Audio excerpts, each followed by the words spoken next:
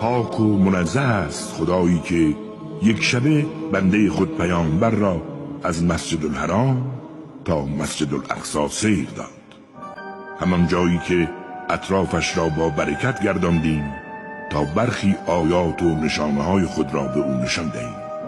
قطعاً او شنوا و بیناست. قسم به آن ستاره که ناپدید شد، یار شما محمد نه گمراه شده و نه منحرف گشته است و از روی هوای نفس سخن نمیگوید.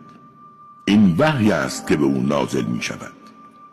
آن کس که قدرتمند است او را تعلیم داده است، همان کس که تواناست و سلطه بر همه چیز دارد. او در افق بلند آسمان قرار داشت، سپس نزدیک و نزدیکتر شد تا فاصلش به اندازه طول 2 کمان یا کمتر شد. پس خداوند به بندش آنچه را باید وحی می کرد وحی کرد.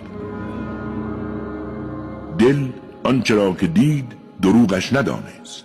آیا در آنچه می بیند با او مجادله می کنید؟ آن را بار دیگر دیده است، نزد سدرة المنتهی که جنت المأوا کنار آن است.